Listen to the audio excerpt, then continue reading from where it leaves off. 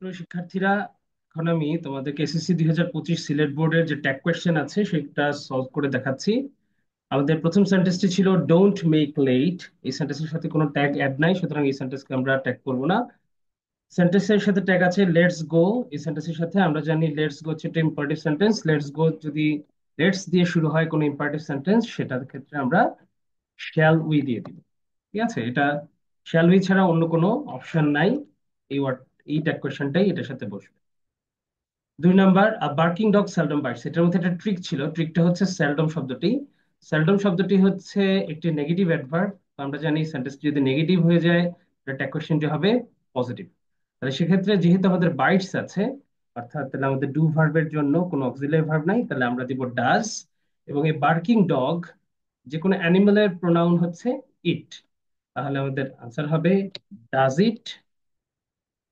আচ্ছা, তারপরে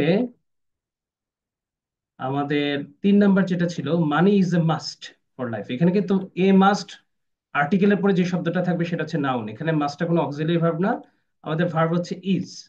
যেহেতু এটা সেন্টেন্স হচ্ছে অ্যাফার্মেটিভ, আমরা দিব ইজ এর জন্য দিব ইজেন্ট। এবং মানির মানিরও যে প্রোনাউন আছে সেটা হচ্ছে ইট। তাই আমাদের আনসারটা হবে ইজেন্ট ইট।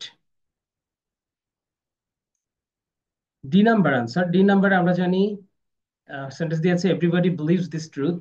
যদিও এখানে ভার্বের সাথে এস বাই ইয়েস আছে, কিন্তু everybody, nobody, anybody, everyone, nobody, any body বা ওয়ান যদি থাকে, এইসব ডিটারমাইনার গুলোর সাথে, যেমন এভরি, নো, সাম, এনি, এগুলোর সাথে বডি বা ওয়ান যদি থাকে তাহলে এদের প্রোনাউনটা হয়ে যায় দে। এটা আমরা সবাই জানি।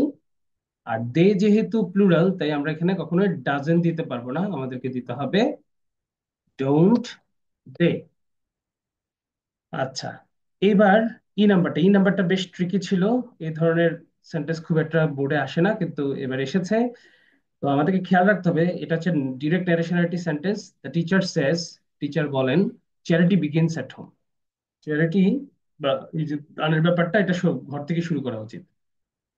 তো এখন বিষয়টা হচ্ছে, সবাই খেয়াল করো, এই যে ট্যাগটা সেটা আসছে আমাদের ইনভার্টেড কমার বা কোটেশন মার্ক এর শুরু এবং শেষের পর, অর্থাৎ এই কোটেশন মার্কের সাথে আমাদের ট্যাগ কোয়েশ্চেনের কোনো রিলেশন নাই।